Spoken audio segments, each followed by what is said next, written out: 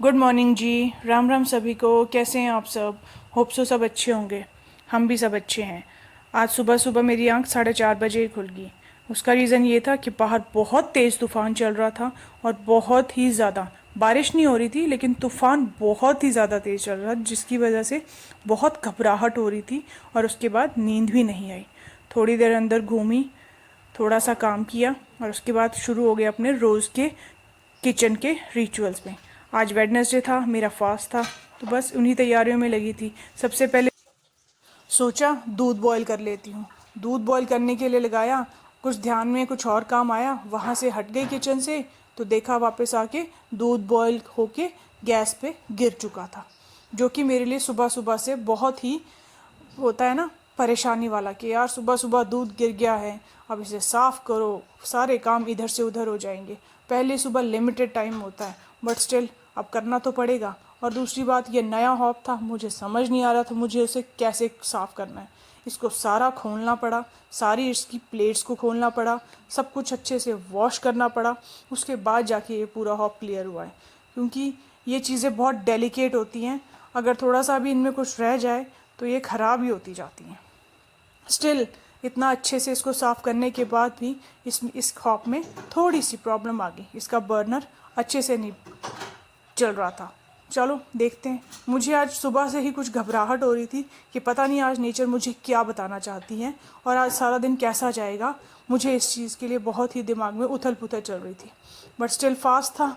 मैं अपने काम में शुरू होगी, देखते हैं अब आगे क्या होता है। ये देखिए, ये सारा दूध बर्नर पे गिरा हुआ था। वेडनेसडे फास्ट के लिए मैं मूंग की दाल डालती हूँ, तो इसलिए मैंने बॉईल करने के लिए कुकर में दाल डाल दी, सारी तैयारियाँ की, अपने बेटे को ब्रेकफास्ट दिया। आज मेरे बेटे का ब्रेकफास्ट था भल्ले, जो मेरे हस्बैंड को उनकी सिस्टर ने सुबह ही कॉल करके कहा था कि भैया भैया मैंने आज आप लोगों के लिए माँ की दाल के भल्ले बनाए हैं, तो प्लीज़ आप आके ले जाना।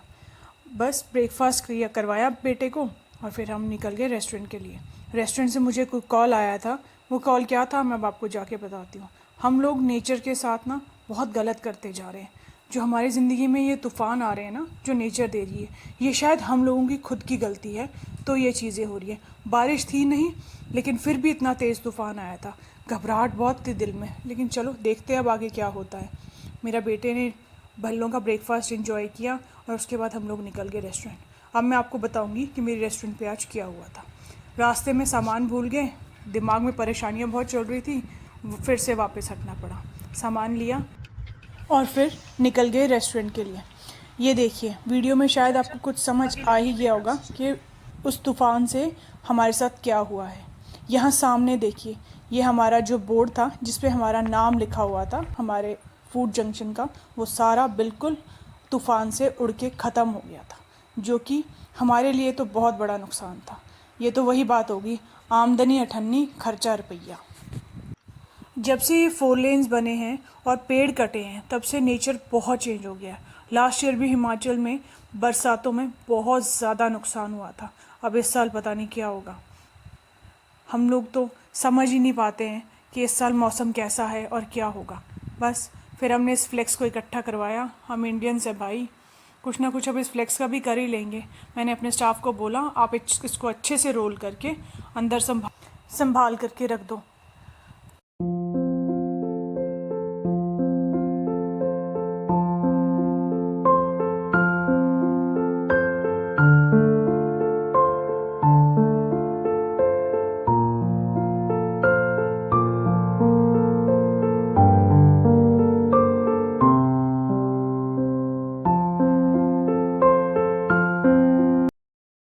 मेरे अंदर की घबराहट आज सारा दिन वैसी ही थी जैसी सुबह थी, लेकिन मैं फिर भी भगवान से यही कह रही थी कि भगवान, इस तूफ़ान का जो नुकसान मेरे साथ हुआ है वो तो शायद फिर भी पूरा हो जाएगा, लेकिन प्लीज़ किसी की फैमिली में कोई ऐसा नुकसान ना हो जिसकी भरपाई ना हो पाए। आपको मेरी वीडियोस कैसी लग रही हैं प्लीज़ मुझे ज़रूर बताइए, और मेरी वीडियोज़ को लाइक कीजिए, शेयर कीजिए, फॉलो कीजिए, सब्सक्राइब कीजिए। Thank you for watching my videos.